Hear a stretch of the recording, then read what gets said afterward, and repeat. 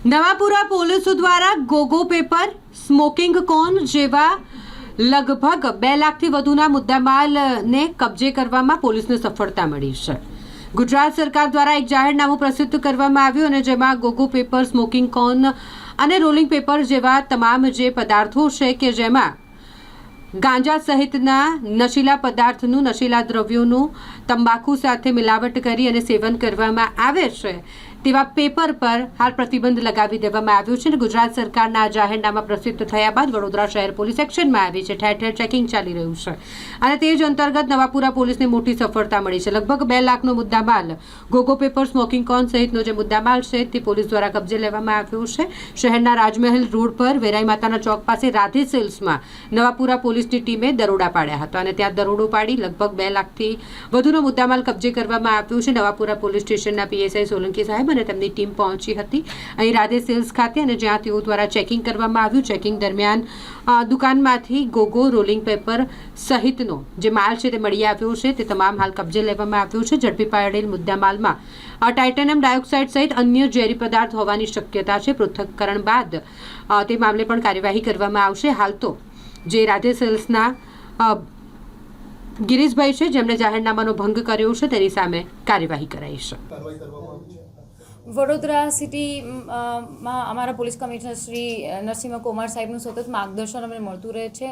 કોટપા act હેઠળ ઘણી બધી કાર્યવાહી માટે અગાઉથી અમને સૂચના મળેલી. એ આધારે નવા જાહેરનામાની પણ જાહેરાત સરકાર દ્વારા કરવામાં આવેલી હતી કે જેની અંદર એવા કોઈ પદાર્થ હોય કે જેમાં titanium oxide, potassium nitrate, artificial dye હોય, કેમિકલ કાર્બોનેટ હોય, ક્લોરિન બ્લીચ હોય જેવા ઝેરી પદાર્થ હોય તો માનવ સ્વાસ્થ્યને એકદમ નુકસાન કરતા હોય, હાનિકારક હોય એવા રોલિંગ પેપર્સ જે આપણે અત્યારે હાલ એનું જે કાર્યવાહી કે આવા રોલિંગ પેપર્સ હોય, ગોગો સ્મોકિંગ કોન હોય, પરફેક્ટ રોલની વસ્તુઓ હોય, પાન પાર્લરમાં મળતી હોય આવી બધી, પરચુરણ કરિયાણાની દુકાનો છે, ચાની દુકાનો છે, આવું બધું અત્યારે હાલ સરળતાથી ઉપલબ્ધ થઈ રહ્યું છે. એવું સરકાર પણ આ બાબતે ચિંતિત હતી. એમાંને સરકાર દ્વારા જાહેરનામું પણ કરવામાં આવેલું હતું ગૃહ વિભાગ દ્વારા અને એ જાહેરનામાના આધારે અમારી ટીમ પણ અહીંયા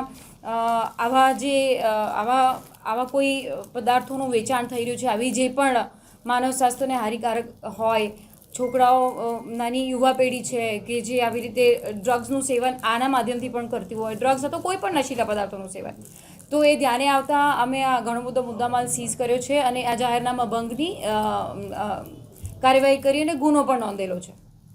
જે કોણ પકડાયા છે એ લોકો હવે પણ આ મુહિમ ચાલવાની છે કેમ કે ગૃહ મંત્રાલયનો પણ આદેશ છે. તો આ જેવા આવા તત્વોની સામે બીએનએસ હેઠળ કઈ કલમ હેઠળ ગુનો નોંધાશે અને જાહેરનામાની જો વાત કરીએ તો અત્યાર સુધીમાં કેટલી કામગીરી થઈ છે? આ સચિવાલયના 16/12/2025ના જે જાહેરનામું ગઈકાલે પ્રસિદ્ધ થયું જેની અંદર ભારતીય ન્યાય સંહિતાની કલમ 223 મુજબ આ ગુનો દાખલ કરવામાં આવેલો છે. જેની અંદર આપણને જે ઇસમ છે ગિરીશભાઈ ભારવાણી એને અમે લઈને આવ્યા છે અને ગુનો એના વિરુદ્ધમાં નોંધી અને આગળની કાર્યવાહી ચાલુ છે, તપાસ ચાલુ છે. બેઝિકલી આવા પ્રકારના જે રોલિંગ પેપર્સ આવે છે જેની અંદર આવી રીતના ફીડ કરવામાં આવે છે અને પછી કોઈ પણ નશીલો પદાર્થ લઈ અને યુવા પેઢી આનું સેવન કરતી હોય છે. આવા ઓનલાઈન માર્કેટ્સ હોય, બ્લિંકિટ હોય, બીજી ઘણી બધી વેબસાઇટ્સ હોય બાઇંગ જેમાં ખરીદી ચાલતી હોય એવા વેબસાઇટ્સ પર પણ આ બધું અવેલેબલ હોય છે. સામાન્ય કરિયાણાની દુકાનો, પાનના ગલ્લાની અંદર પણ અવેલેબલ હોય છે. આના કારણે ધીમે ધીમે નશીલા પદાર્થોનું સેવન ખૂબ સરળતાથી ઇઝીલી થઈ જતું હોય છે. તો સરકાર હવે આની પર પણ બેન લગાવી રહી છે અને પોલીસ પણ બહુ કડકાઈથી આવા જે પદાર્થોનું વેચાણ કરતું હોય, આવા જે વસ્તુઓનું વેચાણ કરતું હોય એના વિરોધમાં પોલીસ પણ જાગૃત રહીને કાર્યવાહી કરી રહી છે. મેડમ, હવે સજા કેટલી છે, મેક્સિમમ સજા કેટલી છે અને શું શું કાર્યવાહી કરી? અત્યારે હાલ તો જાહેરનામાનું ભંગ છે અત્યારે એની કાર્યવાહી કરી છે. સાથે સાથે માનવ સ્વાસ્થ્યને કેટલું નુકસાન પહોંચાડે છે, આ અંદર કેટલું રેકેટ સંકળાયેલું છે, તપાસ કરીશું એના આધારે ખબર પડશે. કુલ કેટલો મુદ્દામાલ જપ્ત કરવામાં આવે છે, કેટલા આરોપીઓ? અમે અત્યારે હાલ 56 જેટલા બોક્સ મોટા કન્ટેનર છે એ સીલ કર્યા છે અને 2,05,000 જેટલો મુદ્દામાલ અત્યારે હાલ અમને મળેલું છે.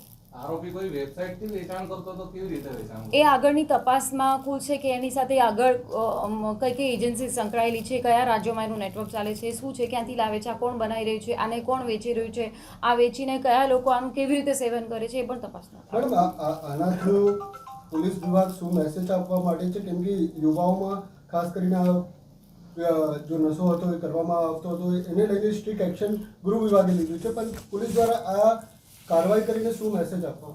વડોદરા શહેર પોલીસ પણ આમાં સતત અગ્રેસર રહી છે. આ પ્રકારની કાર્યવાહી જેવી અમને અમારા સીપી નરસિંહ કુમાર સાહેબે જેઓ અમને બધાને ગાઈડ કર્યા હતા અને સરકારશ્રીના પણ સતત માર્ગદર્શન હેઠળ અમારી પાસે જાહેરનામા પણ મળ્યા છે.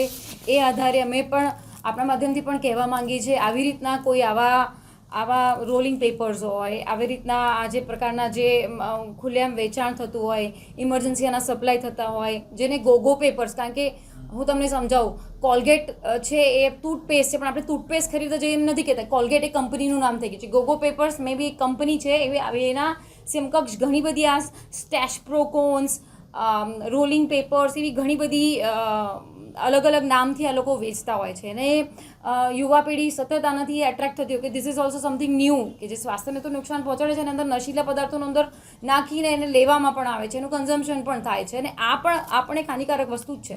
તો આપના માધ્યમથી અમે એ જ કહેવા માંગીએ છીએ કે આપણે બધા જાગૃત થઈએ અને જે આવું વેચાણ કરતા હોય એની ઉપર તવાઈ લગાડીએ. જે વેચાણ કરતા હોય એ ખોટી રીતે વેચાણ કરતો હોય તો પોલીસને પણ ધ્યાને મૂકો અને આપણે પણ સામૂહિક રીતે કાર્ય કરીને આપણી યુવા પેઢીને આ ગંદકી તરફ લઈ જતા બચાવીએ. મેડમ, આના માટે કોઈ ડ્રાઈવ ચલાવવામાં આવશે કે ટીમો બનાવીને તપાસ કરવામાં ના, અત્યારે હાલ 2 દિવસથી અમારા વડોદરા સિટીમાં બહુ સઘન રીતે આ ડ્રાઈવ ચાલી રહી છે અને આની કામગીરી દેખાઈ પણ રહી છે. વેપારીઓને ખાસ કંઈ અપીલ કરવા માંગો છો? યસ, વેપારીઓ છે, નાના નાના દુકાનવાળા છે, ગ્રોસરીવાળા છે, પાનના ગલ્લાવાળા છે, ઓનલાઈન પ્લેટફોર્મવાળા છે, એમને પણ કહીએ છીએ કે if you are doing this, તમે આ જો કાર્ય કરી રહ્યા છો તો પોલીસની સતત નજર છે અને આ ઇલીગલ વસ્તુ છે. આને પ્રોત્સાહન ના મળવું જોઈએ. આપણી યુવા પેઢીને આપણે બધા ભેગા થઈને બચાવીએ. તો એમને પણ આ અપીલ છે કે આવું કોઈ કરતા હોય તો અમારે ધ્યાને મૂકે, અને આ બેન થયેલું છે. આરોપી છે એ જાતે વેચતો હતો કે પછી એ કોઈ પાન પાર્લર પર વડોદરા શહેરના ડિસ્ટ્રીબ્યુટ કરતો હતો? કઈ રીતે હાલ એનું તો ઇન્ટ્રોગેશન પણ ચાલે છે. એ પોતે ઘણા બધા સપ્લાયર પણ હતો અને બીજે ક્યાંકથી લાવતો પણ હતો માલ, અને ઘણા બધા પાનના ગલ્લાઓને છૂટક વેપારીઓને વેચતો પણ હતો. આજે બધું મુદ્દામાલનો કે નાશ કરવામાં આવશે આપણે? એ પછીની આગળની કાર્યવાહી છે, કારણ કે આ તો પછી કોર્ટ હસ્તગત જાય બધા. ઓકે, ધન્યવાદ.